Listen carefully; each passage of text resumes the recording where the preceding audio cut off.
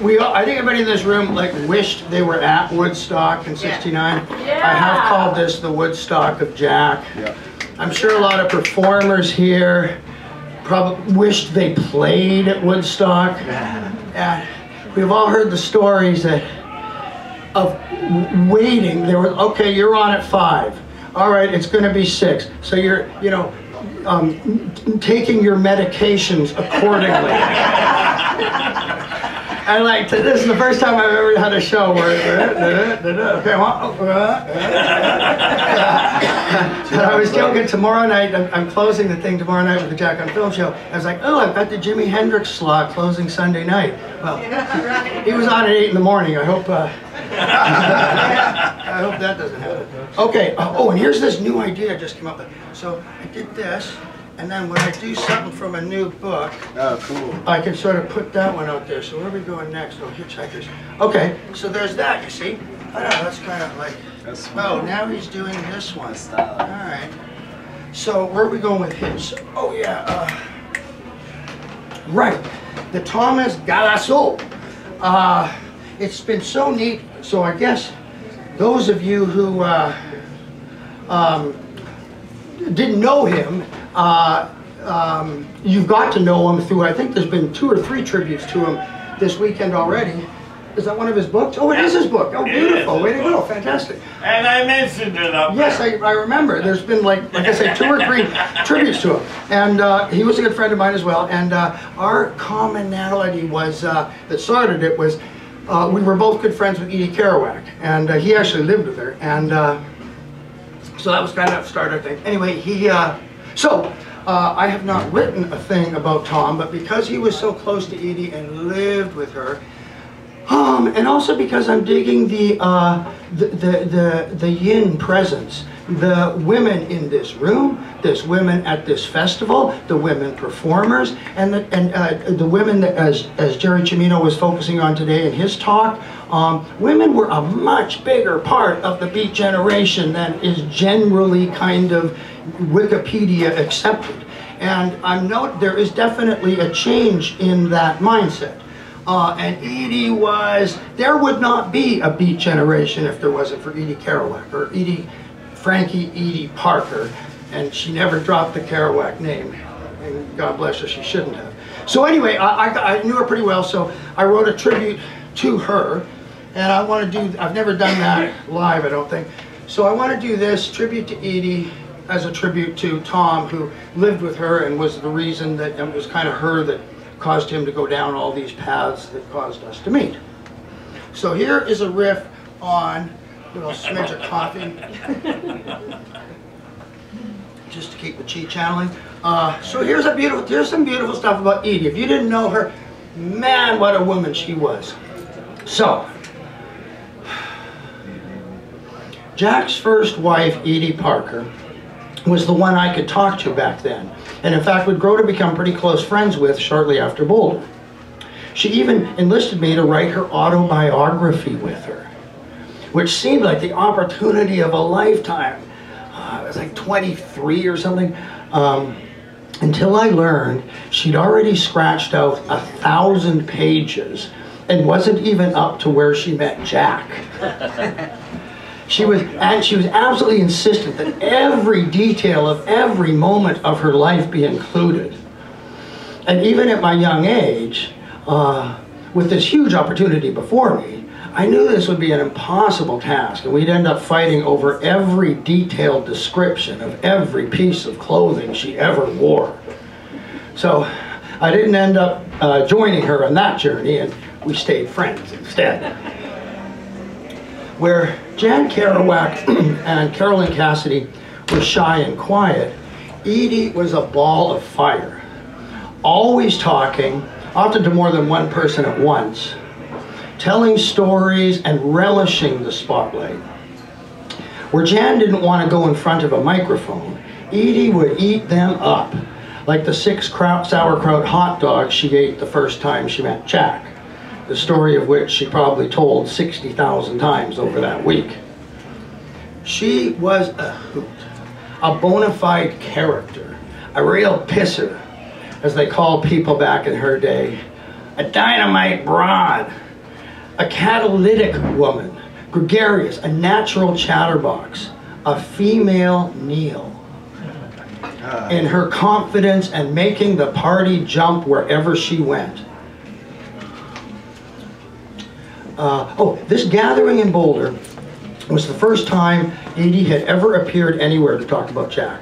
But then that was the case for a lot of these people, this being the first major summit at all. But she knew Jack before anyone else who was here, having met him when they were both teenagers in 1939 and fallen in love not long after. In fact, she had this whole thing she called the 40s gang, which was just her, Alan, Burroughs, and Hunky. The core four who predated everybody. Neil, Carolyn, Holmes, Corso, Ferlinghetti, they all came years of youth later. And you remember who your oldest friends are, who came first, who dates back the furthest. And same with Edie, acutely aware of who the original group was. And she made a point of connecting with each of them, but especially with Hunk, who, for whatever reason, she seemed to dig the most. But then he'd be my pick too. So this is crucial. First came Edie, who introduced her brainy boyfriend Jack to this cool guy from her Columbia art class, Lucien Carr, who in turn introduced Jack to his life-altering partners in crime, Allen Ginsberg and Bill Burroughs, making it pretty easy to peg the Beat Generation's inception to Edie's introduction and the all-night drinking, talking, and phonograph playing sessions they danced across the universe in the 4 rooms of the Morningside Heights apartment that she shared with Lucien's girlfriend, and then later with Joan Vollmer Adams. As much as Jack and the Beats were products and practitioners of the male-centric world of the 1940s and 50s, it was almost comically common for the women to be the real catalysts of creation. It was Jack's mother who gave her grown-up son the love and shelter and stability to write and preserve his manuscripts. It was his last wife, Stella, who mothered him after Mamere had a stroke and was keeping his filing cabinets and archives intact until they both passed away. It was Ann Charters who was the first scholar to take him seriously while he was still alive, showing up on his doorstep in 1966 to begin the work that would become his first biography. It was his second wife, Joan Haverty, who had the job that paid the rent on the apartment at 454 West 20th Street that gave Jack the space to write his career-changing scroll of On the Road in that 20-day shot in 1951. It was Carolyn who first moved to San Francisco in 1947, long before Ferlinghetti or any of them. And that's why Neil went there, followed by Jack and Alan and the domino tumble of history. And it was one wild, fun-loving woman named Frankie Edie Parker from Grosse Pointe, Michigan, who chose to room with a like-spirited woman who would soon become Mrs. Burroughs, just as she would be Mrs. Jack, and together hosted the rented Eden from which the entire generation spawned. Wow. And that's the truth.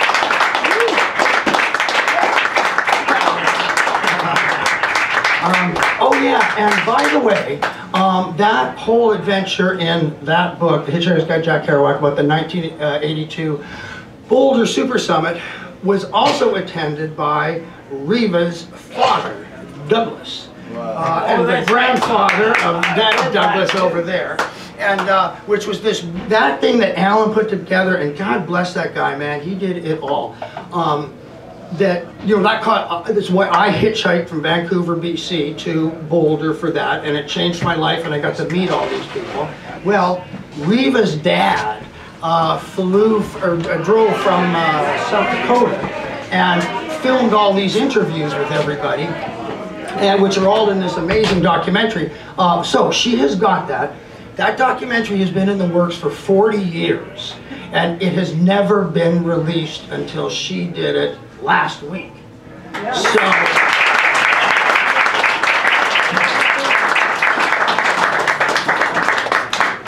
he did show it as a film. Yes, he did screen it a couple of times. Yes, it came here to Lowell, but then people were like, give me a copy. It never got distributed. It never got pressed into a DVD. People have been asking for it for the 20 years since it was here, and now you can finally get it. And just an FYI about that. The funny story, which next year maybe we're going to do a show together and talk about the origins of this film. But she was telling me that she never took a family vacation in her life that wasn't to a Jack site. and Dad would come up with, okay, guess where we're going this year? We're going to go to the Washington Cascade Mountains. Won't that be fun? Yeah, the floating resort at Ross Lake. Yeah. Oh, you're going to... Very exciting as a teenager when you get there and there's no food and you realize this is while my father's hiking up the So, but the great thing is... Two of the Canadian fishermen who can see his cabin from where we used to fish on Ross Lake. Where's it going with that thing? But this is the incredible thing about this documentary, and if you haven't seen it yet, get a copy, because there's, we've all seen all the documentaries that are out there, but nothing, none of them visit all the sites like this does. Like, we've all been reading about Jack dying in that St. Petersburg hospital forever. I've never seen a picture of that hospital. It's in the, he's got footage. He travels everywhere with this 60mm camera. So not only does he go to all these places, but he's hauling around this whole 60mm camera, and it's got footage of everything, every place Jack ever was, just about. So that's kind of the joy of that book, and it was also birthed in Boulder, 82, where that book was birthed. So there's some cool stuff there. All right, so next, ding, ding, ding. I wanted to do like one thing from each of these different books, right? And this is fun. So actually it was like the last time I was on the road, and the last time I had a haircut was for the Democratic primary in 2020. So I came here and spent those 10 days, in kind of Jackland. I was staying in Nashua, right, the home of his grandparents and everything, and I was in his whole general world. Well, it wasn't until, it never really, actually Steve Eddington took me on a tour of Nashua, but I never really felt Jack's spirit until the end of the last night before voting on Tuesday. So it's Monday night. Bernie Sanders held this final rally in a hockey arena, and walking, and the following happened after walking outside. And so you'll know, those of you who know Jack's texts, I didn't make it overt, but I just sort of wove in some of his lines to give you the idea that Jack was in the space at this moment. Then the most extraordinary thing happened when it was over. I said thousands of kids streamed out of the arena. Right next to it was a big outdoor skating pond. And in the joy of the frozen midnight moment in New Hampshire, students began climbing over the fence and figure skating on it without skates. Here were the children of the euphoric night. Inspired by a politician to dance the light fandango, waving blue Bernie signs as their batons, and running and sliding and cheering and laughing and pirouetting in moonlight and celebrating their first brush with democracy. Bernie's Rockstar Rally had flashed me back to Gary Hart in '84, but this was taking me all the way back to my childhood in Winnipeg, and going for skates in the early darkness of winter nights on a pond full of happy people in a tranquil town, reveling in the simple pleasures of frozen water. Snowbanks surrounded the ice, and everyone's breath was visible in the cold and misty night. And cheeks were turning rosy, and strangers were hugging strangers in the land where they let the children hug. Democracy had played out for the last week in New Hampshire, And now voters were out playing in the last hours before tomorrow's voting. I'm the guy, as you may have noticed already this weekend, I'm the guy who always spots a cool assemblage of friends and wrangles everybody together to get a group photo. But I didn't know anyone here, and everyone was spread out all over the ice. It was like early social distancing. Then the next amazing thing happened. You know those sprawling group photos taken at center ice when an NHL team wins the Stanley Cup? And you know who Wayne Gretzky is, right? Did you know he invented those? True story. It was when he won his last cup with the Oilers in 1988 at a game in their Edmonton home arena, their 4th in 5 years. And the players had skated euphorically around the rink, hoisting the cup above their adrenaline heads. And Captain Gretzky grabbed it back and suddenly started waving all the players to center ice to take a group shot with the authentic sweat and victory joy still fresh in all their faces. First it was just the core players, but more and more trainers and coaches and scouts and managers and all the people who made the team work came running out from the benches and sliding into the group.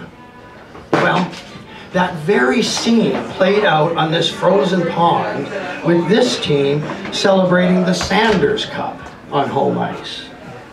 First, about a dozen friends gathered for a group shot, and I ran over in the role of photographer to capture their collective joy, including because there wasn't a single member of the press present. I was it. And as I snapped their hooting faces, more people saw what was happening and came shooshing across the ice and sliding into them in this crazy cartoon of calamity. I had to keep backing up to get their ever-expanding team in the frame. And then more and more student photographers with phones joined my press pool. And all that was missing was a big silver cup in the middle. So, in America, when the sun goes down, from first catching Deval Patrick in a small, dark basement room in a library, the New Hampshire primary built to a massive open-air love-in of screaming, laughing joy. This was democracy in action, in real time in America. From old folks gathering in a gym on a Tuesday afternoon to hear Joe Biden, to thousands of college kids filling an arena, spontaneously creating their own escapades of icecapades. Participation in the political process is healthy and thriving.